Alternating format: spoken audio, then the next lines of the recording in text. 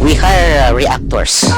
Ang trabaho ng reactors, 100 or 200 or so reactors. Ang trabaho po nila ay magbigay ng positive reaction sa mga posts ninyo, magbigay ng positibong comment sa mga posts. Yun po ang trabaho. Aside from maintaining around 76 vloggers. Ito po ay binabayaran itong mga reactors natin ng 7,000 a month para magbigay ng magandang komento at magbigay ng magandang react. Siguro heart or like para po maganda ang traction ng ating mga posts. Bakit po natin sila kailangan bayaran? Meron pa silang allowance sa load. Hindi po ba mas madaling depensahan ng administrasyon kung ito ay maraming mga notable achievements? Mas madali siyang depensahan kaysa depensahan yung mga or labanan yung mga kritiko ng gobyerno. Kasi ang nakikita ko po, parang din siguro napansin ko rin kasi si Yusek Claire Castro, pag siya po ay nagsasalita, lagi siyang on the defensive tone. Rather than showcasing the landmark achievements of this administration, the PCO is reduced to just defending the administration from the harsh critics. Hindi po ba mas magandang kung gagawa tayo ng maganda para sa ating bansa? Tulad ng sinabi nyo, Secretary Dave, mas magiging organic ang mga taong dedepensa sa ating Pangulo at sa ating pamahalaan kung gagalingan natin ang ating pagganap ng ating tungkulin sa ating gobyerno. So, sana naman po, bukas o mamaya, wala akong matanggap na PCO-sponsored attack.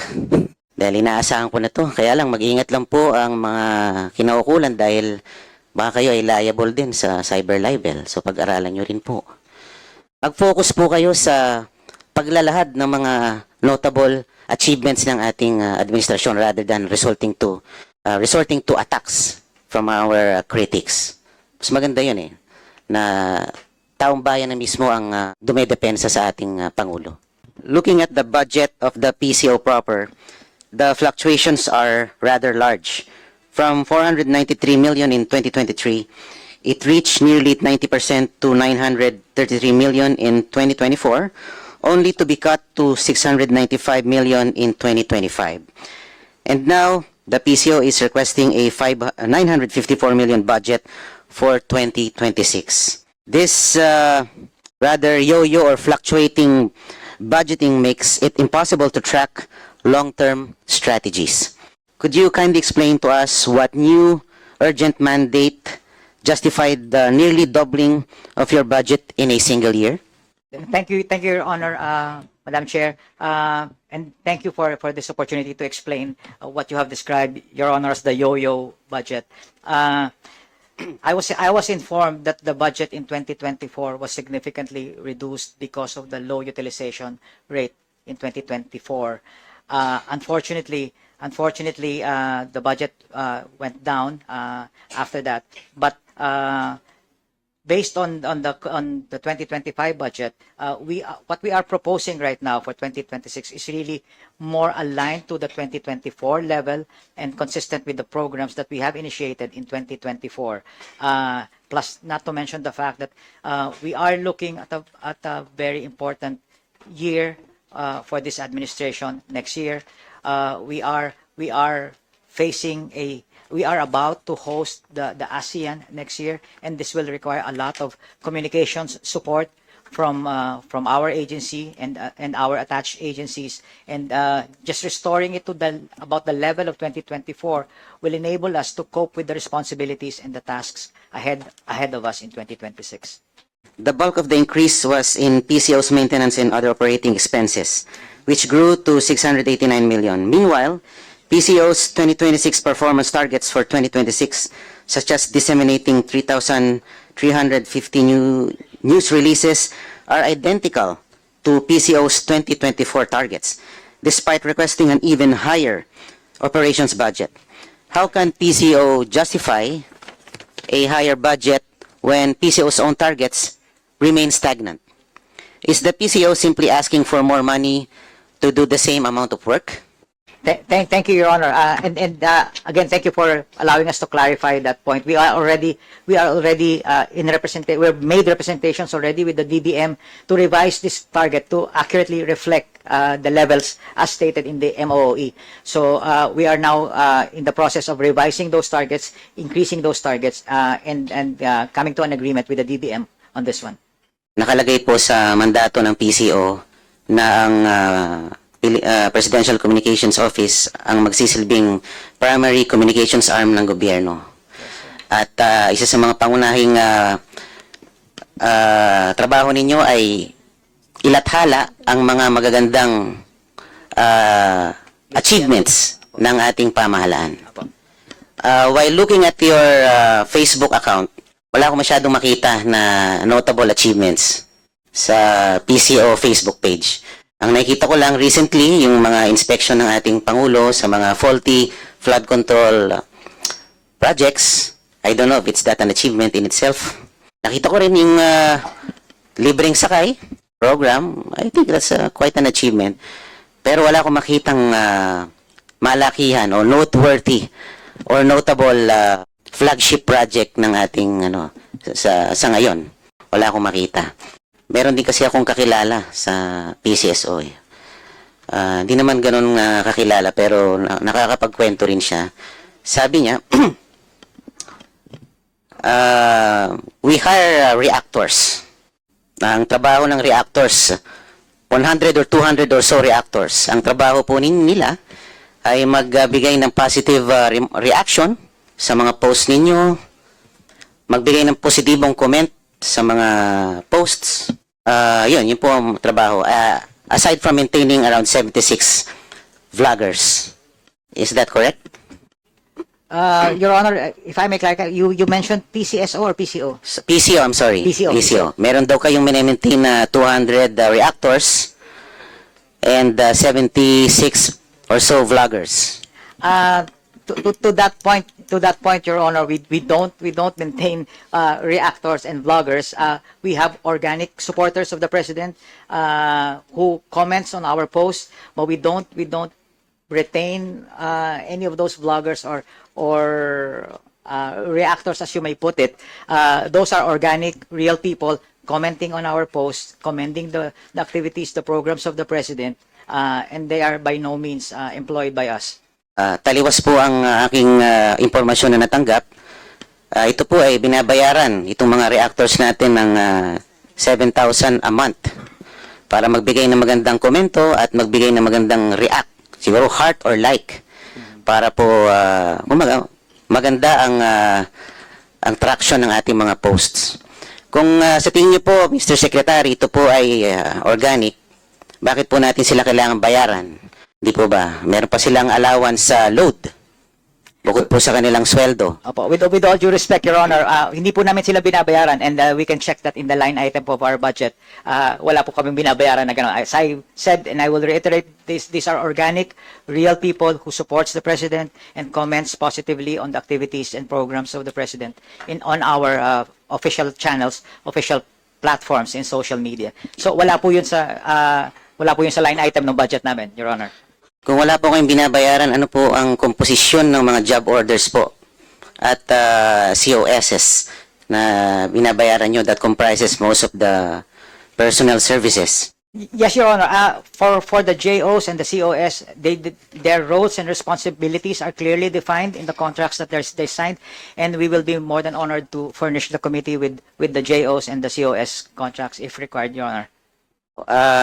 Ito na lang po, as a way forward, Madam Chairperson, Mr. Secretary, may I kindly ask for the committee to direct the PCO in submitting to the Secretariat and my office within 5 working days the following documents: traveling expenses, a list of all foreign and local trips, their purpose, duration, cost, and the personnel who traveled; professional services, the names of all consultants, their terms of reference, their fees, and their specific outputs of deliverables; advertising expenses, a list of all placements, boostings, the media outlets paid, and the cost of each campaign; and representation expenses, a detailed accounting on how the 41 million for 2024 was spent.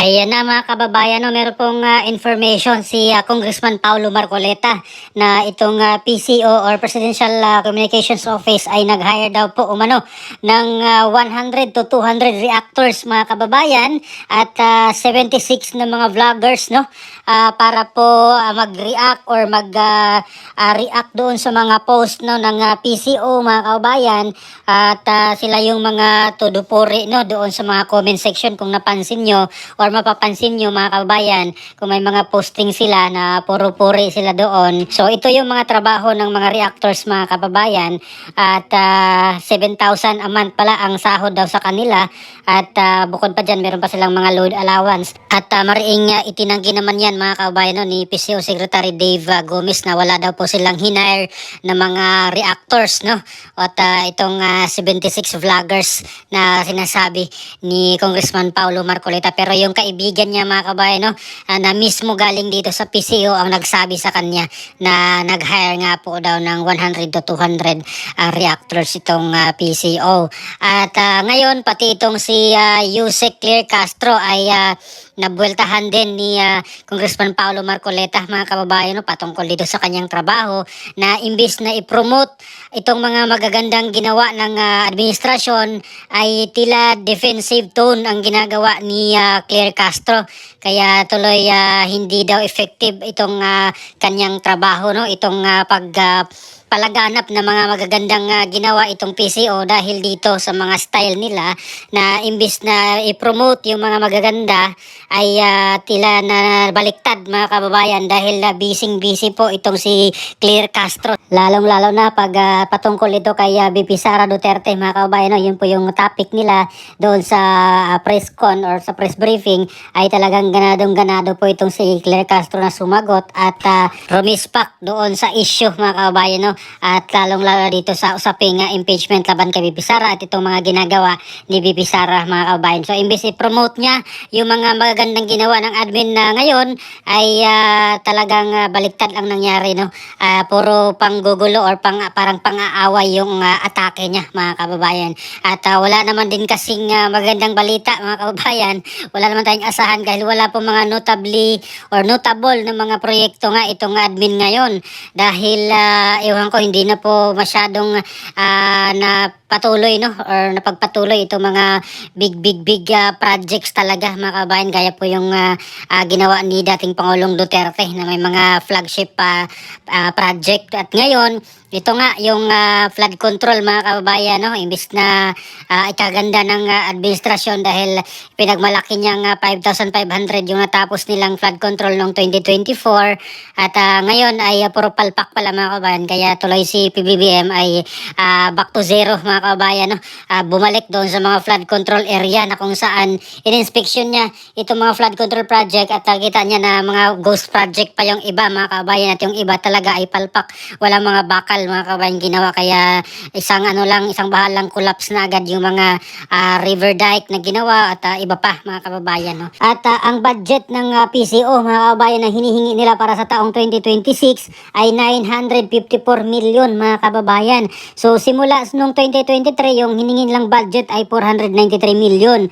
Noong 2024 933 million at noong 2025 695 million, so bumaba at ngayon biglang tumaas ulit 954 million na yung kanilang hinihinging budget para sa next year mga kababayan, no. At piniliwanag ni Secretary Gomez na meron daw pong ASEAN, no, sila daw yung mag-host or tayo yung mag-host ng ASEAN sa next year sa 2026, kaya hinihingi nila medyo malaki ang budget para dito daw mga kababayan.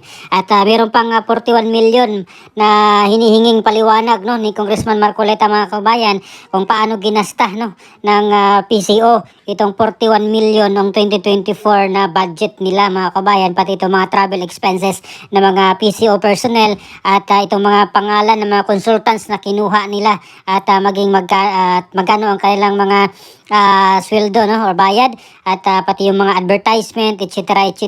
So marami pong hinihinging dokumento itong si Congressman Paulo Marcoleta, mga kababayan, no, patungkol dito sa mga gastos ng opisina ng PCO or Presidential Communication Office, mga kababayan. So ano po sa palagay nyo, mga kababayan, itong pag-interrogate ngayon, pag-interpellate ni Congressman Paulo Marcoleta patungkol dito sa paghingi ng budget, mga kababayan, no, ng PCO? Mas malaki ang budget ng Presidential Communication Office, mga kababayan, kumpara doon sa Office of the Vice President, no? At kung matanda natin, hindi na po humingi ng budget itong or nag-propose ng budget itong OVP dahil alam nila na hindi naman daw sila bibigyan ng Kongreso, no, doon sa budget na hingi nila.